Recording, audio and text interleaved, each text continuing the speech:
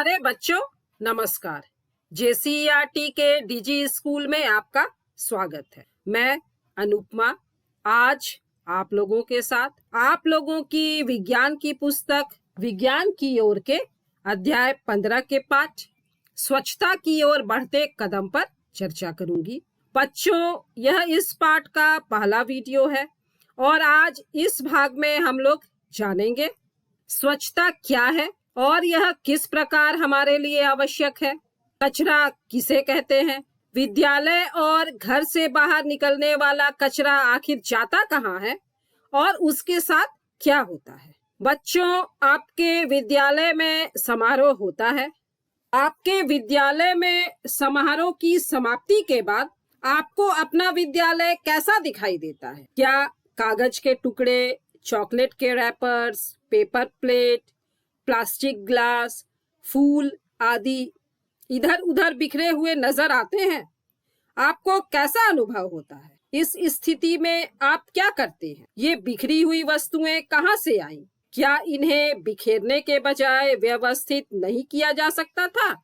आइए अब आप अपने दैनिक जीवन की उपयोगी वस्तुओं के बारे में सोचिए। आप इन चीजों को कहाँ से और किस चीज में लाते हैं? तो बच्चों, हम अपने बाजार से घर के उपयोगी वस्तु या खाद्य सामग्री को प्लास्टिक के बैग या थैलों में लाते हैं। चलिए अब हम लोग ऐसी वस्तुओं के बारे में सोचते हैं जिनके उपयोगी एवं फेंकने वाले भाग अलग अलग होते हैं। जैसा कि आप लोग यहाँ पर देख रहे हैं, हम लोग बिस्कुट खाते हैं और इसके रैपर को फेंक देते हैं। इसी तरह से केले को खाकर छिलके को फेंकते हैं। नारियल तेल का इस्तेमाल कर तेल के डिब्बे को फेंक देते हैं। कद्दू की सब्जी बना लेते हैं लेकिन छिलके को फेंक देते हैं। संतरा खाकर उसके छिलके को फेंक देते हैं। चॉकलेट खाकर इसके रैपर को फेंक देते हैं। टूथपेस्ट का उपयोग कर लेते हैं लेकिन ट्यूब को फेंक देते हैं। और इसी तरह से साबुन का इस्तेमाल कर साबुन के रैपर को फेंक देते हैं। तो बच्चों, हम इन वस्तुओं के उपयोगी और फेंकने वाले भाग को आराम से अलग अलग बता सकते हैं। चलिए अब हम लोग इस सारणी में भरते हैं कि किसी वस्तु के उपयोग में आने वाले भाग कौन से हैं और फेंकने वाले भाग कौन से हैं। तो यहाँ पहले स्तंभ में वस्तुओं के नाम दिए हैं, जैसे बिस्कुट। इसका उपयोग में आने वाला भाग बिस्कुट है और फेंकने वाला भाग रैपर है। इसी तरह चॉकलेट, इसका उपयोग में आने वाला भाग चॉकलेट है और फेंकने वाला भाग रैपर है। नारियल तेल में उपयोग में आने वाला भाग तेल है और फेंकने वाला भाग डिब्बा है। दंत मंजन में भी उपयोग में आने वाला भाग दंत मंजन है और फेंकने वाला भाग ट्यूब है। बाकी जो वस्तुएं दी गई हैं, जैसे साबुन, मसाला, नमक, चीनी, केला, संतरा, कद्दू, आप इनके उपयोगी भागों और फेंकने वाले भाग को सारणी में भरिए और इस सारणी को पूरा कीजिए। तो बच्चों, हम लोगों ने देखना जो फेंकने वाले स्तंभ में लिखी वस्तुएं हैं, जैसे कि रैपर, डब्बा, ट्यूब या छिलका, इन वस्तुओं को हम लोग कचरा कहते हैं। तो कचरा या अपशिष्ट वह पदार्थ है जिसका हम सामान्यतः उपयोग नहीं करते हैं और जिसे हम अपने घरों से बाहर फेंक देते हैं। हमारे दैनिक कार्यों में बहुत मात्रा में कचरा उत्पन्न होता है। इस कचरे को कहाँ फेंकते हैं? आपके विद्यालय में साफ सफाई के बाद कचरा फेंकने के लिए क्या कोई विशेष व्यवस्था है? आपने सार्वजनिक स्थलों, बसों एवं रेलगाड़ियों में लोगों को चिप्स, केक, मूंगफली आदि खाते हुए देखा होगा। जैसे कि हम लोग केला खाकर छिलका इस तरह से सड़क पर फेंक देते हैं। चिप्स खाकर इस तरह से रैपर को भी सड़क पर डाल देते हैं।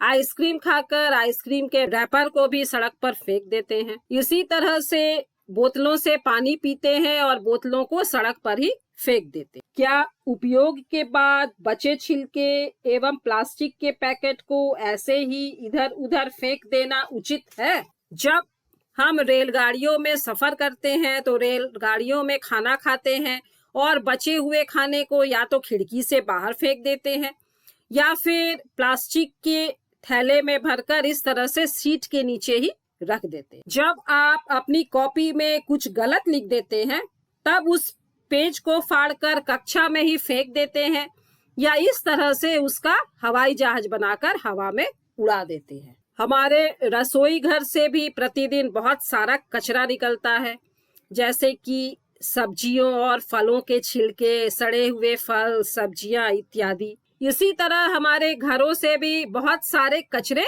निकलते हैं।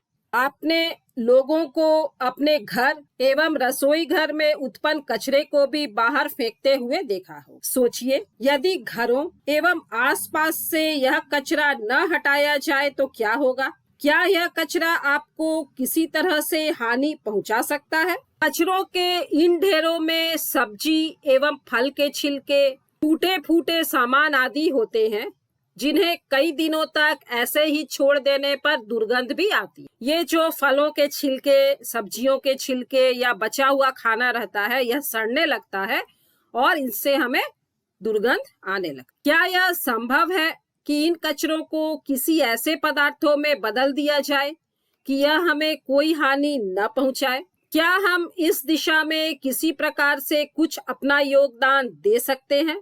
इसका उत्तर ढूंढने के लिए हमें कचरे के निपटान पर चर्चा करनी है। बच्चों, हम लोग अपने घरों से कचरे को बाहर निकाल कर फेंकते हैं या इस तरह से सड़कों के किनारे रखे हुए डस्टबिन में डाल देते। सफाई कर्मचारी इन कचरों को ले जाकर अपनी गाड़ी में डालते हैं। सफाई कर्मचारी इस कूड़े को एकत्र करके ट्रकों द्वारा निचले खुले क्षेत्रों में, जहां गहरे गड्ढे गर्त होते हैं, ले जाते हैं और इन खुले क्षेत्रों को भराव क्षेत्र कहते हैं। वहां कचरे के उस भाग को जिसका पुनः उपयोग किया जाता है, उपयोग न किए जा सकने वाले कचरे से पृथक किया जाता है। आपने लोगों को देखा है जो इस तरह से कचरे में से उपयोगी भागों को छांट लेते हैं। तो इस तरह से जो कचरा हम लोग घर से बाहर बेकार समझकर फेंक देते हैं, उसमें उपयोगी और अनुपयोगी दोनों अवयव होते हैं। अनुपयोगी अवयव को पृथक कर लेते हैं और फिर इसे भराव क्षेत्र में फैलाकर मिट्टी की परत से ढक देते हैं। जब यह भराव क्षेत्र पूरी तरह से भर जाता है, तब प्रायः इस पर पार्क अथवा खेल का मैदान बना देते हैं और लगभग अगले 20 वर्षों तक इस पर कोई भी भवन निर्माण नहीं किया जाता है, क्योंकि यह क्षेत्र जो है यह पोला होता है और धीरे धीरे नीचे बैठता है।